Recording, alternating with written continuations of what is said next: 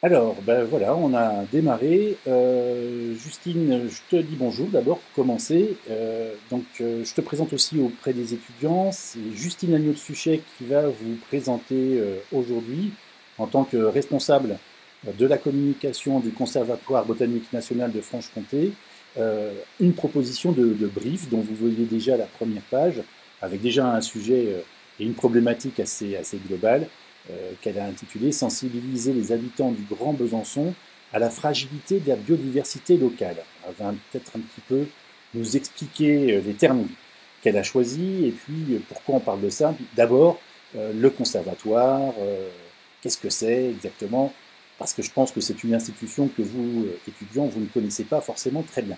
Alors moi, je vais arrêter ma caméra de manière à laisser plus de place à Justine, et puis je te laisse présenter le brief. Je me permettrai peut-être d'intervenir de temps en temps, mais en tout cas à l'oral, soit pour répondre à tes questions, soit pour t'en poser éventuellement. Ça va, Justine, on part comme ça? Allez, c'est parti. Parfait, on part comme ça. À toi. Alors déjà, bonjour à tous. Donc je travaille effectivement au Conservatoire botanique national de Franche-Comté, Observatoire régional de l'invertébré.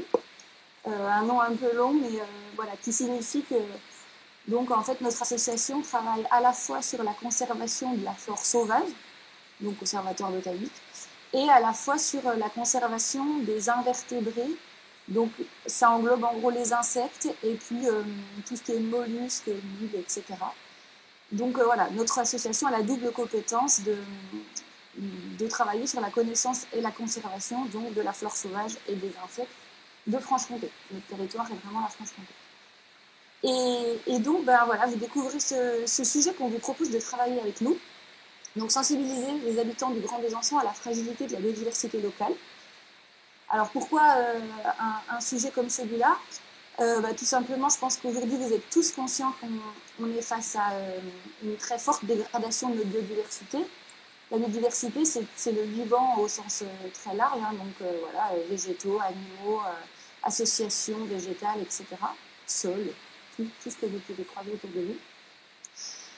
Et on entend beaucoup parler d'extinction de masse, notamment. Vous savez que les scientifiques s'accordent à dire qu'actuellement, on est entré dans ce qu'on appelle la 6e extinction de masse des espèces, qui est une extinction volontaire, donc la première, hein, qui n'est pas due à un événement extérieur, mais qui est provoquée par une espèce, donc l'homme en l'occurrence. Et quand on parle de ces extinctions de masse, on a souvent tendance, effectivement, en pensant à des espèces qui disparaissent, à penser aux grands mammifères d'Afrique, aux espèces tropicales, etc. Et c'est vrai qu'on oublie parfois qu'il y a énormément d'espèces qui disparaissent juste à côté de nous. Cette extinction, elle concerne d'abord les insectes, par exemple, puisqu'on estime que 80% de la masse d'insectes que porte notre planète va disparaître à court terme, donc c'est énorme, sachant que les insectes sont les principaux vecteurs de fonctionnement de nos écosystèmes, tout comme les plantes. Voilà, donc notre objectif, et ce qu'on avait envie de travailler avec vous, c'était justement d'essayer de faire changer ce message qui porte à dire que lorsqu'on pense à l'extinction des espèces, on pense aux lions et aux girafes. Ouais. Et on ne pense pas à la jonquille, par exemple, ou à des espèces, des papillons qu'on voyait très communs avant et qui sont clairement en train de prendre en pleine tête l'extinction de masse. Voilà, donc c'est l'origine de ce sujet. Donc ce qu'on vous propose, c'est de créer une campagne de communication pour sensibiliser l'opinion publique déjà à la richesse de notre biodiversité locale, se rendre compte du nombre d'espèces qu'on a, de la diversité et de la beauté aussi d'espèces qui sont parfois complètement bluffantes et qui sont bien de chez nous, qui ne viennent pas de très très loin. Et puis d'inviter les habitants du Grand Besançon à prêter attention à cette biodiversité, donc comment faire pour les encourager à la regarder, à la comprendre peut-être. Voilà, dès qu'on commence à la regarder un petit peu, on est tout de suite bluffé par la diversité de tout ce qu'on a autour de nous en général. Donc il suffit simplement en fait de donner le petit coup de pouce pour réussir à la regarder. Après, l'émerveillement se fait en général tout seul. Et puis les inciter, pourquoi pas, à agir. Voilà la base de notre sujet. Bon, bah super. Alors je ne sais pas si j'étais claire sur cette première étape. Pour moi, si, mais je je suis comme tout le monde, hein, je suppose que vous aussi, chers étudiants et étudiantes, vous êtes en train de prendre des notes et puis de vous poser quelques questions. Je t'en réserve un petit peu pour après, vas-y, je te laisse continuer. Ça marche. Voilà, et donc pour préciser un petit peu ce premier sujet, donc un peu large, qui est la sensibilisation en fait, du grand public à cette biodiversité locale, on voulait insister sur un point, c'est que parmi les objectifs opérationnels, l'un des principaux objectifs va être la création ou l'imagination d'outils, de supports, qui seront différents de ceux qu'on a l'habitude de voir, c'est-à-dire qu'on ne vous propose pas de créer d'imaginer des programmes de sortie nature, par exemple, ou d'intervention dans les écoles, ou ce genre de choses, parce que ça, il y a déjà de nombreuses associations qui s'en occupent et qui font ça très bien. Nous, ce qu'on cherche à faire, c'est plutôt de faire bouger le curseur, si vous voulez, et d'amener dans les consciences un angle différent de quand je pense à l'extinction des espèces, à quoi ça me fait penser en premier, en gros. Voilà. Et ça, on ne veut pas le faire changer par des événementiels ponctuels ou des interventions. On voudrait vraiment l'accompagner d'une campagne de communication qui serait globale et plus durable, avec des messages, avec des, je dis n'importe quoi, mais avec des vidéos, avec des outils en ligne, avec des jeux, avec des géocaching, avec tout ce que vous voulez, mais avec des choses qui vont permettre aux gens en fait de prendre en main vraiment la signification de ce que veut dire biodiversité locale et la disparition des espèces autour de nous. Voilà, donc ce qu'on vous propose parmi les objectifs opérationnels, c'est vraiment la création d'outils, de supports et de canaux qui sont différents des interventions pédagogiques classiques qui sont déjà faites et qui sont très bien faites. Ok. Voilà pour ce premier objectif. Je poursuis ? Vas-y, continue. Ouais. Ça marche. Alors, et parmi les autres objectifs, il y a un élément qu'on aurait beaucoup aimé mettre en avant avec votre aide. C'est donc ce qu'on appelle l'Atlas de la biodiversité du Grand Besançon. Donc, c'est un ouvrage qu'on a produit l'an dernier et qui est en fait qui résulte de l'inventaire de toutes les espèces et les habitats présents sur toutes les communes du Grand Besançon. Donc, on en a fait une grosse pochette avec plusieurs livrets à l'intérieur, qui présente les espèces de plantes, les espèces d'insectes, les habitats, et puis qui, en fait, commune par commune, va détailler combien d'espèces on a dans cette commune, est-ce qu'on a des espèces protégées, est-ce qu'on a des espèces remarquables, qu'est-ce qu'il faut faire dans cette commune pour préserver ou maintenir la biodiversité, etc. Donc voilà, c'est, vous en doutez, un énorme travail d'inventaire. Et aujourd'hui, l'outil, c'est simplement une pochette donc avec des livrets, et tout ça a été mis en ligne sur le site du Grand Besançon. C'est très rudimentaire, c'est simplement des PDF pour l'instant mis en ligne. Et ce qu'on vous propose, si vous le voulez, c'est pas une obligation, mais on va dire que c'est une proposition. C'est de s'appuyer également sur les contenus de cet atlas pour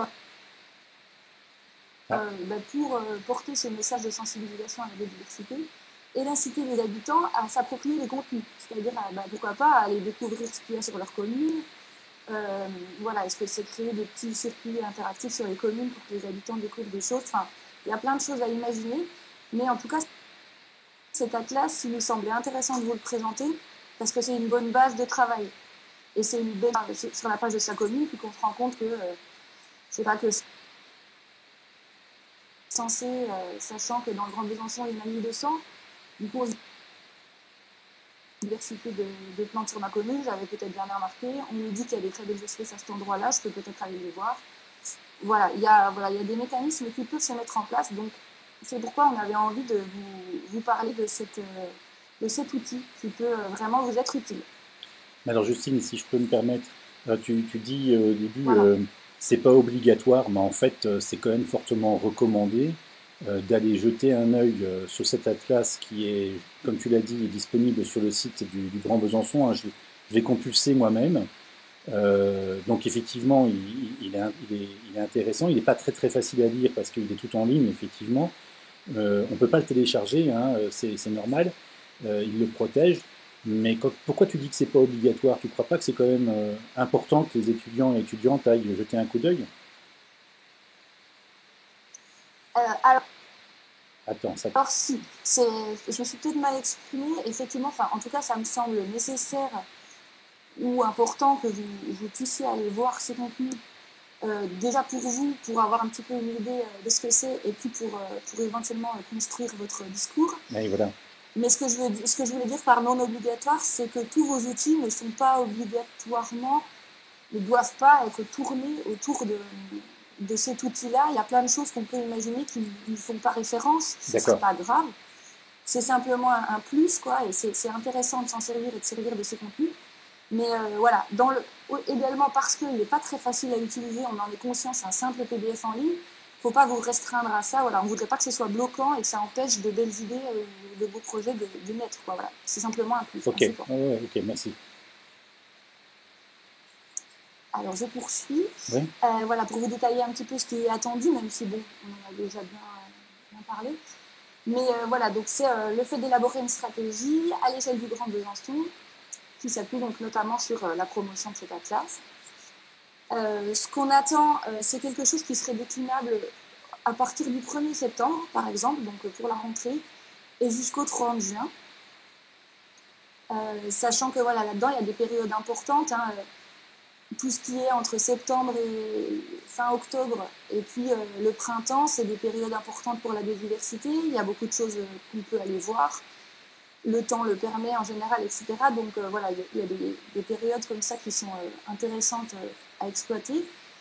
Et voilà, parmi les choses qu'on attend, eh bien, le message, hein, les clés, la déclinaison par support et également des propositions de contenu et d'action.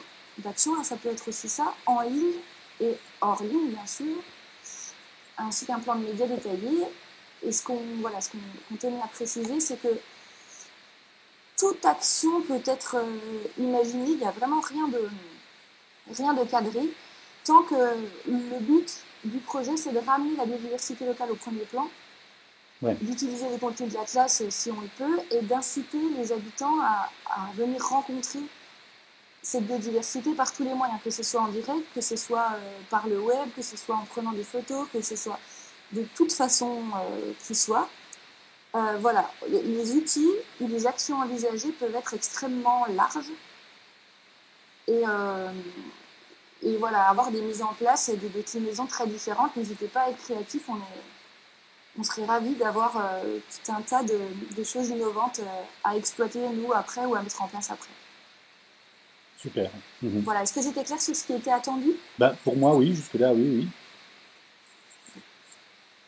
Et alors, on poursuit simplement avec quelques petits éclairages, même si vous pourrez bien sûr me poser des questions après, mais pour rappeler un tout petit peu notre association, comme je vous le disais, son but c'est la connaissance, la conservation. Donc en fait, par conservation, on entend protection et préservation des espèces. Et puis l'évaluation et la valorisation, donc la mise en lumière de notre patrimoine végétal. Et entomologique, donc c'est ce qui désigne scientifiquement le monde des insectes. Donc on travaille sur la Franche-Comté. Et voilà, notre mission et nos champs de compétences, c'est vraiment de répondre aux besoins d'information des gens, de mettre à disposition la connaissance, notamment parce que dans notre association, il y a beaucoup de scientifiques qui s'occupent de faire des inventaires, comme celui qui a servi à l'élaboration de la classe du Grand Besançon. Et en fait, les inventaires, c'est-à-dire la localisation précise d'espèces différentes, qui sont ensuite pointées, et tout ça est synthétisé dans une énorme base de données. Donc notre base de données à nous, elle s'appelle Taxa. C'est une base de données qui concentre 8 millions aujourd'hui de données. Et quand on parle d'une donnée, ça veut dire j'ai vu telle plante à tel endroit, tel jour. Voilà, ça c'est une donnée. Et donc aujourd'hui, on en a 8 millions sur toutes les espèces de Franche-Comté, quasiment, enfin à part celles qu'on n'a pas encore découvertes, mais en tout cas sinon sur toutes les espèces de la flore et des insectes de Franche-Comté. Et cette base de données-là, en fait, nous permet, c'est important de l'alimenter parce que ça nous permet du coup de faire un suivi et de pouvoir évaluer s'il y a régression d'une espèce, au contraire si elle se maintient, si elle est en danger, si elle est en danger, pourquoi, etc. Donc cette base de données elle est extrêmement importante et c'est pourquoi nous, dans notre association, on a aussi tendance à mener beaucoup d'enquêtes participatives, donc les sciences participatives, pour inciter le grand public à nous transmettre ces données également. et avec ces données-là, à enrichir notre base de données et pouvoir mieux préserver les espèces en identifiant celles qui sont plus ou moins en danger. Voilà. Et donc, une de nos autres missions, bien sûr, est la sensibilisation des publics. Donc, qu'on vous encourage à travailler avec nous via ce sujet. Attends, excuse-moi, voilà, la classe... 2 secondes, Justine. Là, par contre, vous n'incitez pas, vous demandez pas dans cette campagne-là directement aux populations de participer à une enquête spéciale, à une étude ou à un relevé quelconque.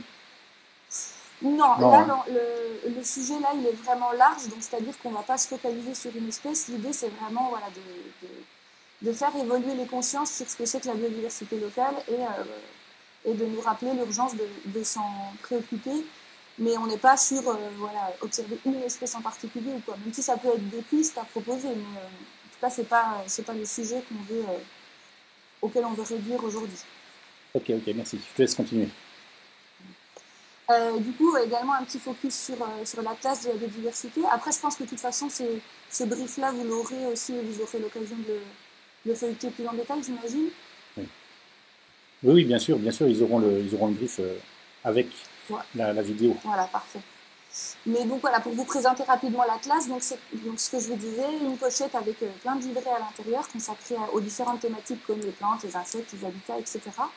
Et puis donc des fiches communales qui présentent chacune des communes une à une, accessibles en ligne, et donc je vous ai mis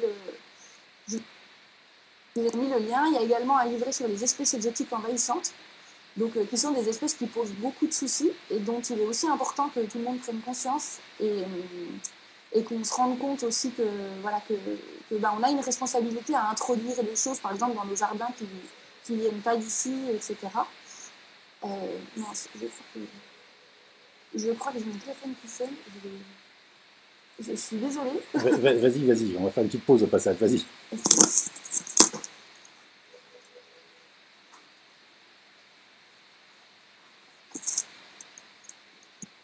Mes excuses, le téléphone fixe sonne, je pense, une fois tous les mois. Et voilà, c'était là aujourd'hui. C'est normal. Voilà, donc je vous disais, l'Atlas, donc je vous ai mis le lien que vous puissiez aller le feuilleter. Et notre positionnement, parce que ça c'est important également pour construire une bonne stratégie de communication, de savoir un petit peu comment on se positionne. Donc nous, on n'est pas du tout une association militante, mais on est vraiment une association scientifique, on va dire. On est une association de référence qui est reconnue pour la connaissance qu'on acquiert sur les espèces et notre expertise. Donc c'est-à-dire que nous, notre rôle, c'est pas forcément de militer, d'entamer des actions en justice ou autre, mais c'est justement de servir de support à d'autres associations qui, elles, entameront des actions en justice pour dire, par exemple, ici, on est sûr qu'il y avait espèces protégées, on l'a dans notre base de données, donc on peut vous dire que là, c'est préjudiciable directement à la biodiversité ou pas, etc. Mais nous, on va vraiment avoir cette position scientifique.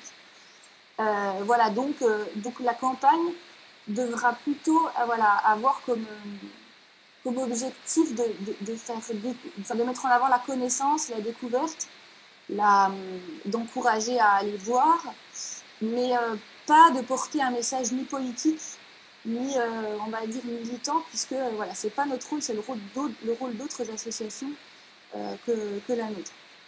Donc on a vraiment un rôle, nous, de sensibilisation et de diffusion de la connaissance, de mise à disposition de cette connaissance, puisque sur le territoire franc-comtois, c'est notre structure qui est la référente pour tout ce qui est la flore et les insectes. Il n'y en a pas d'autres. On est reconnu par le ministère de la Transition écologique et par les pouvoirs publics comme étant les référents sur ces thématiques-là.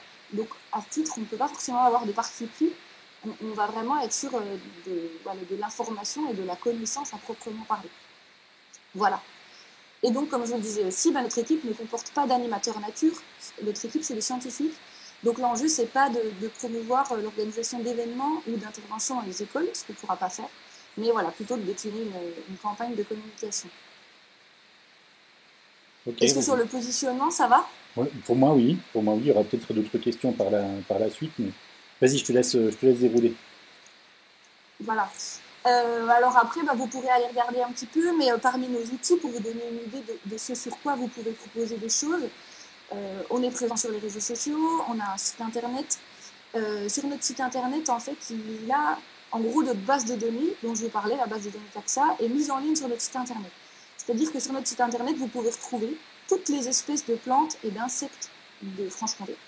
Vous pouvez taper le nom de l'espèce et vous arriverez sur sa fiche espèce, donc qui vous détaille un petit peu l'écologie de l'espèce, et puis surtout avec une carte de la Franche-Comté générée en temps réel qui vous montre les points où l'espèce a été vue et les dates à laquelle elle a été vue pour la première et la dernière fois, pour avoir une idée un petit peu de la répartition et de la validité des données ou pas. Donc voilà, ce site internet est aussi intéressant pour ça, parce que ça permet d'avoir un petit peu une vue de d'où se trouvent les espèces, et puis vous avez aussi une recherche qui est possible par commune, c'est-à-dire que vous allez chercher la commune qui vous intéresse et ça va vous sortir la liste de toutes les espèces qui sont présentes sur cette commune. Est-ce qu'il y a des espèces exotiques envahissantes, comme je vous le disais, et est-ce qu'il y a des espèces remarquables, ça va aussi être mis en avant ou pas. Voilà, donc notre site internet est un outil sur lequel vous pouvez vous baser, ou sur lequel vous pourrez renvoyer en tout cas. Donc les réseaux sociaux, on a également 2 lettres d'infos et revues internes qui sont diffusées à 1 millier de personnes à peu près. Et puis on a de nombreuses publications scientifiques qui elles aussi sont mises en ligne sur notre site internet. Également la collaboration avec la presse, on a l'habitude de collaborer assez régulièrement avec la presse. Là c'est plutôt autour des espèces, des enquêtes qu'on lance, des enquêtes participatives ou de la découverte d'espèces. On vient par exemple de lancer en ce moment un partenariat avec l'Est républicain pour une série d'articles qui s'appelle Le plaisir d'observer les insectes. Et tous les dimanches, donc, on publiera un article pour présenter une espèce et puis encourager les gens à retourner l'observer. Donc voilà un petit peu sur nos outils, mais si vous allez sur notre site internet, de toute façon, www.cbnfc-ori.org, vous pourrez avoir un petit peu un aperçu de tout ça. Voilà, et on termine simplement avec quelques chiffres également sur cette urgence écologique face à laquelle on est, mais même si je pense qu'aujourd'hui tout le monde en a conscience, en tout cas vous en avez tous entendu parler. Mais voilà, on tenait à rappeler que l'effondrement de la biodiversité, et plus particulièrement de la flore, la flore c'est ce qui maintient nos sols, c'est ce qui permet de limiter les inondations, ce qui permet de limiter les sécheresses l'été, c'est ce qui permet de nourrir les insectes et donc de permettre la pollinisation. La flore, c'est tout ce qui est à la base de notre écosystème. Donc ça, on n'en a pas toujours conscience, mais voilà, bien plus que d'autres espèces, la flore est primordiale pour la survie de l'espèce humaine, tout simplement. Et cette extinction de la flore, elle n'est pas irrémédiable, on tenait à le dire. Il est impératif que chacun mesure aujourd'hui le degré d'urgence, mais si on a encore des moyens d'agir, et il est encore temps de faire quelque chose, bien sûr dans le contexte où on change radicalement les consciences. C'est le principal frein aujourd'hui qu'on identifie, c'est clairement ça, pour ensuite faire bouger les lignes politiques, bien sûr, puisque les gestes chacun de son côté, c'est primordial, mais il y a aussi une vraie nécessité de changement politique aujourd'hui. Voilà, et donc comme je vous le disais, la flore, premier maillon de notre écosystème, c'est également quelque chose qui est très impacté par l'agriculture, les pratiques d'agriculture aujourd'hui, l'intensification des pratiques et puis aussi la généralisation des pratiques, c'est-à-dire les monocultures, etc. Notre alimentation et donc notre agriculture a un réel impact aujourd'hui sur la flore et puis des principales menaces. Donc sans faire de l'agribashing, bien sûr, c'est pas l'objectif aujourd'hui. Mais il est important de montrer comment, ou en tout cas de rappeler que cette flore, elle est impactée par l'intensification des pratiques, qu'il faut peut-être essayer de revoir également. Voilà, et pour avoir quelques chiffres, l'année dernière, on a sorti ce qu'on appelle la liste rouge des espèces de la flore, en tout cas menacées de France. Et donc sur cette liste rouge, donc, on a évalué avec un comité scientifique la totalité des espèces de France. Donc elles sont au nombre d'à peu près 5000.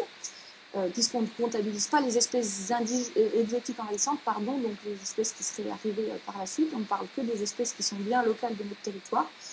Et sur les 5000 espèces, donc on recense 15% d'espèces qui seraient directement menacées à court terme de disparition. Donc c'est énorme. Et rien qu'en Franche-Comté, on compte 41 espèces qui sont menacées très très directement par cette extinction et par ces pratiques actuelles, dont une espèce qui est endémique à notre territoire, donc qui s'appelle la saxifrage de Gisia, C'est une plante qui ne pousse que en Franche-Comté, qui donc est endémique, c'est-à-dire qu'on ne la trouve nulle part ailleurs sur le territoire.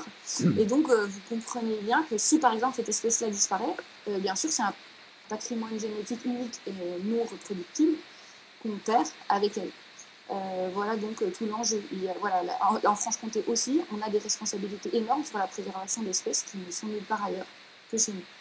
Et donc ce dossier sur la liste rouge de la flore menacée, on en a fait un petit dossier avec des infographies notamment qui permettent de s'approprier les chiffres assez rapidement, dont je vous ai également mis le lien.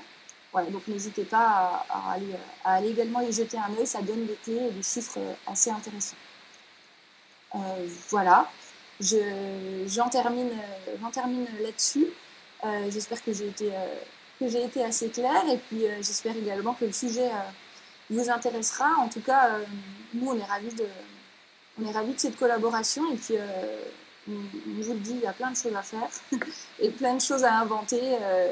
La nature est vraiment très très surprenante parfois et c'est assez amusant même de mettre le nez là-dedans pour se dire que voilà, de toute façon, si on encourage un tout petit peu les gens à y aller, le déclic se passera parce que c'est toujours assez surprenant. Merci Justine, hein, c'est effectivement intéressant. Et comme tu le disais tout à l'heure, vous n'êtes pas des militants mais des scientifiques.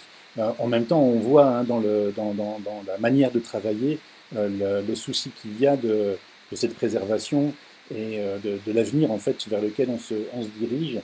Et dans cette situation un peu complexe et qu'on est en train de vivre depuis un bon moment maintenant, on en voit l'urgence en tout cas. Si ça ne te dérange pas, je vais revenir sur certains points de manière à te demander quelques précisions. On est d'accord que vous, votre territoire d'intervention, il est franc-comtois, mais que là, on se restreint à parler aux habitants du Grand Besançon. Hein, c'est ça. Ok. Principalement parce que l'outil qui est le plus développé pour l'instant et qu'on voudrait promouvoir par cette campagne de sensibilisation globale, c'est le fameux atlas sur du Grand Besançon. C'est ça, exactement. D'accord. C'est juste pour le redire, hein, pour bien l'évoquer. Ce qui n'empêche pas bien que sûr, ça. la zone d'intervention, c'est vraiment le Grand Besançon et les habitants du Grand Besançon qu'on vise par cette campagne. Voilà.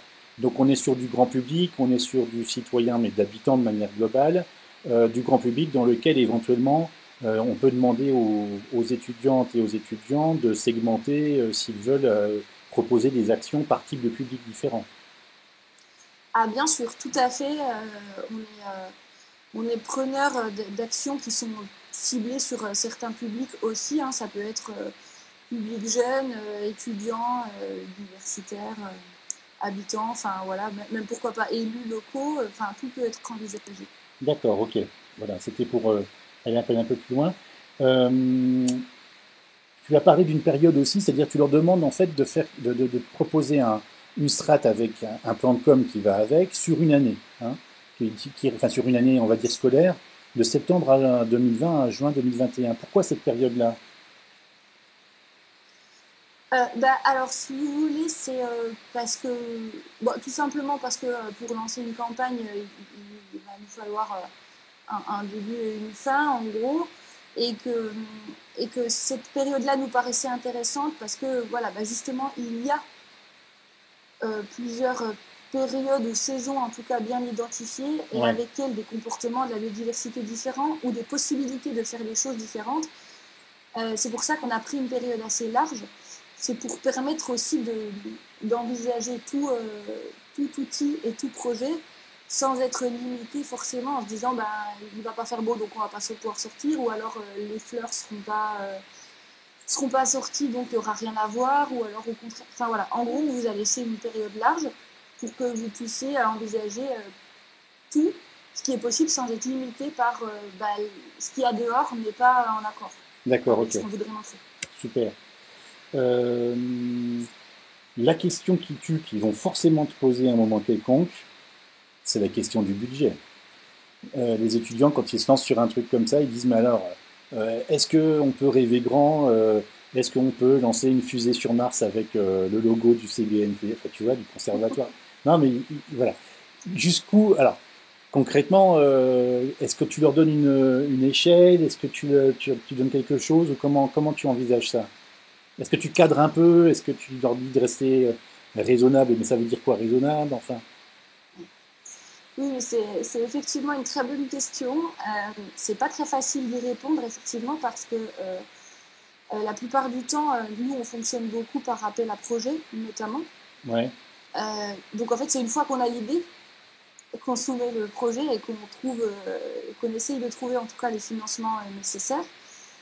On peut envisager aussi des campagnes de crowdfunding ou plein de choses de ce type. Donc, par contre, il est clair que voilà, c'est quand même important de le rappeler, c'est vrai, on est une association à but non lucratif. mm, On n'a pas un budget énorme, donc effectivement, on ne pourra pas envoyer de fusée. On ne pourra pas non plus créer de la PLV avec des tonnes voilà, de gadgets à distribuer avec notre logo ou autre. Et puis en plus, de toute façon, c'est pas l'intérêt. ça serait pas très pertinent. Voilà. Enfin, l'idée, c'est quand même voilà, de fonctionner beaucoup en interne, bien sûr, enfin, comme la plupart des associations le font aujourd'hui. Mais on reste quand même, un budget reste quand même possible, bien sûr. Voilà, bien, bah, dans la limite du raisonnable, je dirais ça, Ouais, mais même si c'est très difficile à évaluer. alors, ben, quand vous Mais faites un appel à un projet comme ça ou du crowdfunding en général, t'es sur un budget qui fait quoi? Qui fait du 10K ou du 15K, quelque chose comme ça? Ou pour donner bah, on un va ordre dire d'idée? que, ouais, on va dire qu'on est plutôt même autour du 8-10. 8-10. Entre 8 et 10 000, quoi. Voilà, Voilà, c'est pour avoir une idée, quoi, tu vois, pour qu'on voilà, puisse pour les avoir cadrer. une idée. C'est bien Et, en général de dire mais après, qu'on. tout est, voilà, Oui, si jamais on peut éventuellement imaginer du crowdfunding ou des choses comme ça, mais ou des appels à projets un peu plus spécifiques. Mais voilà. Donc l'idée c'est, voilà, en gros, notre habitude, c'est qu'on est sur du 8 à 10 000 euros. Si vous proposez quelque chose de plus ambitieux, essayez de construire un budget qui va en face et donc de proposer des ressources. c'est ça. Hein, c'est ça qu'on va dire aux étudiants. Bah, tu vois, je ne vais pas t'embêter plus longtemps, j'ai encore deux petits points. Mais ça, c'est aussi un point pour justement les étudiantes et étudiants. Vous avez entendu que forcément, on est dans un domaine spécifique qui donc utilise un code linguistique spécifique, un système linguistique spécifique. C'est bien sûr, ça reste du français, mais avec un niveau de code, on va dire, qui utilise beaucoup de termes scientifiques et de termes précis. Donc la question, c'est qu'il va falloir que vous vous posiez, vous aussi, c'est en termes de code, là c'est pas vraiment pour toi, hein, Justine, c'est surtout pour les étudiantes et les étudiants après. Comment vous allez faire pour que ce soit grand public, pour transformer justement tout ce qu'on est en train de dire de manière plutôt grand public, et puis éventuellement même avec du FALC. Vous savez, vous avez été sensibilisé en deuxième année à ce qu'on appelle les méthodes faciles à lire et à comprendre, hein, pour les publics handicapés des divers et variés. Donc n'hésitez pas éventuellement à ne pas oublier de travailler sur cet aspect-là. Ça, c'était un peu ma recommandation à moi. Tu es d'accord là-dessus, Justine? Hein? Oui, oui, tout à fait. C'est vraiment un des gros enjeux. La vulgarisation, c'est vraiment un des gros enjeux Alors aussi. nous, on va parler de médiation patrimoniale, en fait. Tu vois, carrément. Ce qu'on est en train de faire, c'est un sujet de communication qui se rapproche beaucoup à ce qu'on appelle de ce qu'on appelle pardon, la médiation patrimoniale, parce qu'on a un patrimoine existant, celui dont vous parlez vous, hein, la flore et la flore sauvage et les invertébrés, et on est sur de comment on arrive à faire une sensibilisation, donc de la médiation quelque part entre ce patrimoine-là et un public. Donc c'est ça qui est intéressant aussi, je trouve, dans ce sujet. Alors par contre, un dernier petit point, et ça c'est aussi pour les étudiants, vous voyez que sur cette dernière diapo sur laquelle on est là, il est indiqué le contact de Justine Agneau de Suchet, mais non, vous ne communiquez pas avec Justine directement. Mais ça, c'est pas Pardon. grave. J'ai oublié de le retirer moi aussi. Vous allez communiquer avec moi. Hein. Vous m'envoyez vos questions comme ça vous a été expliqué. Vous avez jusqu'au lundi 17h pour m'envoyer vos questions par mail. Donc à moi, Cyril Maslow. Et ensuite, Justine travaille sur vos questions pendant la journée du mardi et on vous renvoie donc ces réponses-là le mardi soir. Il y aura une deuxième étape de foire aux questions à mi-chemin aux environs du 29 mai et on fera ça certainement aussi par écrit de la même manière, hein, Justine, pour que tu le saches. Écoute, moi, a priori, de mon côté, je pense qu'on a fait le tour. Je te remercie pour tout ça. Est-ce que toi, tu veux rajouter quelque chose? Euh, Bah non, je pense que j'ai déjà pas mal parlé. Oui, Donc non, non, pas de souci. Pour moi, c'est bon aussi. c'est bon. Ben, écoute, je te remercie. Puis on continue à se tenir au courant, bien entendu, pour tout ça. Je vous remercie, chers étudiants, et puis ben, je vais d'abord, dans un premier temps, couper l'enregistrement. À bientôt. Merci. À bientôt. Voilà, j'enregistre, j'arrête, pardon, les,